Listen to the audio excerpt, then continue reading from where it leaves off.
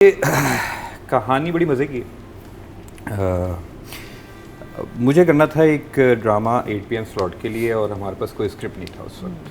तो कुछ आइडियाज़ थे जो डिस्कस हो रहे थे कि ये कर लेते हैं, ये कर लेते हैं, ये कर लेते हैं, तो मुझे नहीं समझ में आ रहे थे। मुझे एक थोड़ी सी प्रॉब्लम ये वाली है, जो जैसे अभी पिछला सवाल चल रहा था उसी में ऐड करूँगा कि या तो कैरेक्टर्स बिल्कुल ब्लैक्स में होते हैं या वाइट्स में होते हैं, हम बीच में ग्रे देखते नहीं हैं। कोई भी इंसान दुनिया के अंदर ये खड़ा होकर नहीं कह सकता कि मैं कम्प्लीटली बहुत अच्छा एक बुद्धा हूँ, एक अच्छा इंसान हूँ, और कोई भी ये नहीं कह सकता कि मैं एक बुरा ईवल डेविल एक बुरा आदमी हूँ। आप कह नहीं सकते। हर इंसान के अंदर अच्छाई भी है, हर इंसान के अंदर बुराई भी है। तो जितने ड्रामे नॉर्मली आते हैं ना, वो या तो गुड वर्सेस ईवल के प्लॉट को लेकर चल रहे होते हैं और उसके अंदर कोई ग्रे शेड होता नहीं। सो आई वाज रिजेक्टिंग एवरीथिंग कि नहीं, मैंने ये नहीं करना, ये नहीं करना। तो फिर अच्छा, किरण मेरी स्टूडेंट रही हैं, तो ये भी आ गई थी, एक ड्रामा लिख रही थी जिसका मुझे पता था, एंड आई न्यू कि यार उसमें कुछ मज़े की चीज़ें हो रही हैं। तो मैं बोल नहीं सकता था। अब ये मैं बोलता तो ये होता है कि यार अपने स्टूडेंट का जो है ना वो प्ले करना चाह रहा है, फेवरेटिज्म हो रहा है, मैं चुप रहा। तो फिर चैनल ने एकदम से कहा कि यार वाई नॉट परवरिश क्यों नहीं कर रहे तुम। तो मैंने कहा हाँ, मुझे कोई मसला नहीं, मैं एपिसोड पढ़ लेता हूँ। एपिसोड्स मैंने पढ़ी and I loved it. 2 episode के अंदर मैं हुक्ड हो गया कि यार मुझे स्लाइस ऑफ लाइफ मिलना शुरू हो गया कि अच्छा ठीक है, ज़रूरी नहीं है। वो कहते हैं ड्रामे की एक डेफिनेशन है कि drama is life minus unnecessary details.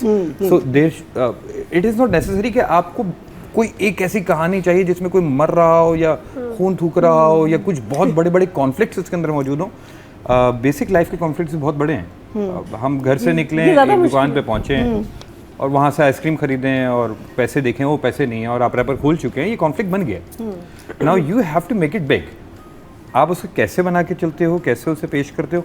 मुझे इसमें बहुत कुछ मिलने लगा। मुझे तो हर सीन के अंदर कॉन्फ्लिक्ट मिलने लगा। मुझे एडिशनल सीन्स, भर्ती के सीन्स नहीं मिलने लगे। अगर 24 सीन्स लिखे हुए हैं तो मुझे लगा कि यार 24 के 24 they are there for a purpose. 24 scenes, ये याद रखिएगा। Unlike 6 to 10 please. तो वो ये चीज़ें तो आई वाज हुक्ड। मैंने कहा मुझे बनाना है। तो बस ये सामने आया। हम लोगों ने फिर इसके प्रोसेस के अंदर तब तक ये 7 या 8 एपिसोड लिखी हुई थी। तो फिर परिसा भी हमारे यहाँ से जा रही थी। तो फहद मैंने कहा यार वाई नॉट तुम ही इसके साथ एंगेज हो जाओ। तो इसके राइटिंग प्रोसेस के अंदर भी कहानी को आगे लेके चलते हैं, देखते हैं क्या करते हैं। तो मैं और किरण बैठ जाते थे और हम कहानी बनाना शुरू कर देते थे। और हमने एक बात तय कर ली थी कि हम कहानी को ना पहले से डिसाइड नहीं करेंगे कि कहाँ जा रही है। ठीक है, let the story tell itself. वो खुद बताए कि वो कहाँ जाना चाह रही है। और कोई भी ये नहीं करें कि यार ये लीड कैरेक्टर है तो इसी की कहानी हम सुना रहे, नहीं। हम परवरिश पे बात कर रहे हैं। पेरेंटिंग का कोई फॉर्मूला नहीं है। Just give them an objective, a goal, a conflict and explore. और आपने अपने जो कैरेक्टर्स हैं उनको फ्रीडम दिया। नॉर्मली जब आप स्टार्ट टू एंड सोच लेते हैं फिर तो फ्रीडम बचता ही नहीं ना। फ्रीडम नहीं बचता। हाँ, इसमें तो फ्रीडम है, किसी भी डायरेक्शन में जा सकते हैं। क्योंकि ये थीम बेस्ड स्टोरी टेलिंग थी ना, इसमें थीम था परवरिश। So the theme was driving the conflicts जो बच्चों के साथ होगा, जिस उसका असर जो पेरेंट्स पर आएगा, पेरेंट्स का अपने पेरेंट्स के साथ क्या रिलेशनशिप है। Everything was being, it was not character driven, it was theme driven. So फिर वो चीज़ें ऑटोमेटिकली फिर वो निकल रही थी। एक फ़ायदा मुझे हो गया था, वो ये हो गया था कि मैं मिलेनियल्स में हूँ, उस वाली एज में जिसने जो है मोबाइल से पहले की दुनिया भी देखी हुई है और मोबाइल के बाद की दुनिया भी देखी हुई है। तो मुझे अपने बड़ों का भी पता था कि अच्छा ठीक है, वो इस तरीके से सोचते थे। हम स्कूल जाते तो हमारे साथ ये होता था कि अगर टीचर ने कुछ कह दिया है ना और घर पे आके हमने कहा कि टीचर ने ये कहा है, तो हमें ही उल्टे जूते पड़ने हैं, टीचर को कुछ नहीं कहना है। अब ज़माना थोड़ा सा बदल चुका है। अब अगर कुछ ऐसा हो रहा है ना तो वो टीचर की ऐसी की तैसी भी हो सकती है। तो आपको वो पूरा एक स्केल मिल रहा था, एक बड़ा स्केल मिल रहा था कि अच्छा ठीक है यार, मैं एक जनरेशन वो जो दादा दादी की होगी, एक पेरेंट्स की होगी और एक बच्चों की होगी। तो लेट्स एक्सप्लोर कि कहाँ जा रही हैं, कैसे जा रही हैं। तो इट हैपेंस। और आप सोचोगे नादिया क्यों खामोश है? नादिया असल में एक ऑडिशन पोज में बैठी हुई हैं। आज एक डायरेक्टर मौजूद है, तो ये कैसे हो सकता है कि नादिया ऑडिशन ना दें? मैंने 12 पोजेस चेंज किए हैं। तो देख रहे थे ये आप लोग बोल रहे थे ना, मैंने नहीं आपने नोट किया। 12 नहीं, मैंने 13 नोट किए। 13वां भी नोट किए। वो भी एक पोज था। उसमें भी नेचुरल, उसमें भी परफॉर्मेंस देनी पड़ जाती है खांसी में कभी कभी। तो बस मैं तो अपना बिजी हूँ, सुन रही हूँ बातें। ऑनेस्टली मैं ऐसे मेस्मराइज्ड एंड वाकई बहुत, क्योंकि ये सुनना चाहती थी बातें।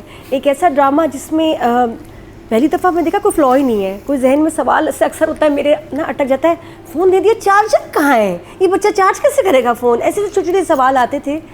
वो छोटी छोटी माइन्यूट चीज़ें भी ना आपने कवर की हैं, तो इतना इंटेलिजेंट है कि मैं तो बिल्कुल अब फ्री बैठ के देखती हूँ ऐसे कि मुझे पता है कि राइटर और डायरेक्टर लेके चल रहे हैं एक जर्नी पे, तो कुछ नहीं मिलना नादिया, अपनी बुक बंद कर दो, पेन साइड पे रख दो, कोई फ्लॉ नहीं मिलेगा, just enjoy the ride, the experience.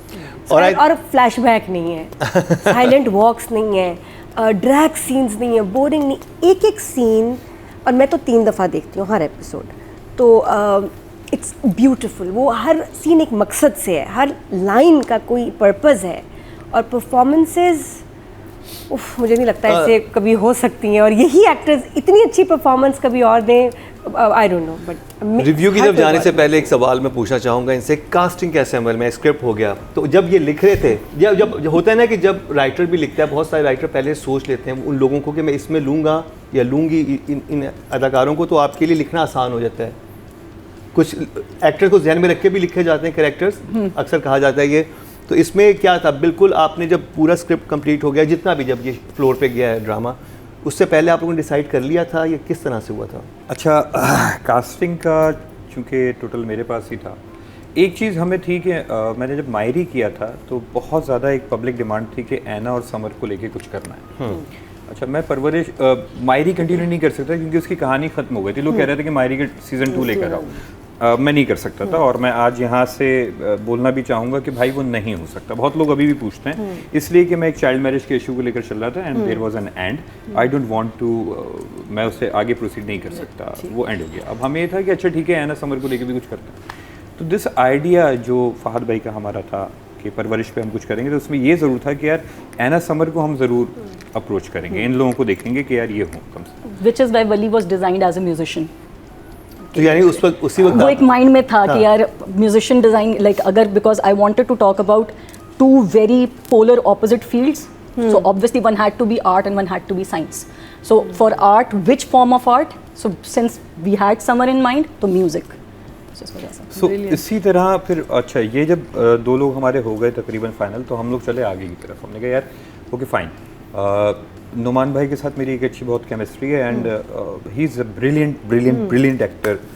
उनको मैं किसी भी तरीके, उनको ब्रीफ देनी होती है, अच्छा तुम्हें चाहिए क्या, तुम्हें क्या चाहिए, यार मुझे एक आम इंसान चाहिए और वो बाहर से आया है, वो तेज़ है, बॉडी लैंग्वेज उसकी वो डल वाली नहीं है, और इस तरह के उसकी ट्रेड्स हैं, नार्सिसिस्ट है, फला है, ढिमक है, तो उनका बस सही है, हो जाएगा। तो मुझे ओके था कि यार ओके नुमान भाई तो हैं, वो कर लेंगे। फिर मैंने कहा दादी, अच्छा दादी के लिए मैंने कहा यार वो रिपीट चेहरे ना हो, अच्छा बहुत अच्छे, मुझे बहुत मारेंगे आगे, मोहम्मद अहमद साहब, मैंने उनको भी पिच किया था दादा के लिए, लेकिन उन्होंने कहा यार नुमान कहाँ, इतना लंबा, मैं कहाँ, तुम कैसे फ्रेम में एडजस्ट करोगे। मैंने मनाने की कोशिश की, मैंने कहा मैं अलग अलग फ्रेम बना लूँगा, आप टेंशन ना लें, वो नहीं होगा। नहीं यार नहीं, वो नहीं होगा। तो अब एक और चीज़ ये भी बैठी हुई थी कि यार जब आप कोई ऐसी चीज़ पेश कर रहे हैं जो डिफरेंट है ना, तो अगर सेम लुक और फील स्क्रीन पर जा रही है तो लोग शायद उस रिपीटिशन को एक्सेप्ट नहीं करेंगे उस तरीके से, जैसे न्यू लोगों को देख के थोड़ा सा चौंके कि यार ये कौन आ रहा है। तो आई टुक सम पीपल फ्रॉम थिएटर, वहाँ का बैकग्राउंड था, मैंने कहा कि चलो ठीक है यार, बाप ही दिखाना है ना, हमारे यहाँ तो बाप की एक टर्म बन गई कि बाप दिखाना है, वो कोई कैरेक्टर नहीं है, वो शहीर के कैरेक्टर है, उसकी अपनी ट्रेड्स हैं, उसकी चीज़ें हैं। मैंने कहा ठीक है, नजरुल हसन को मैं इसमें लेता हूँ। बख्तावर मज़हर थिएटर से थी, मैंने कहा ठीक है इनको लेता हूँ।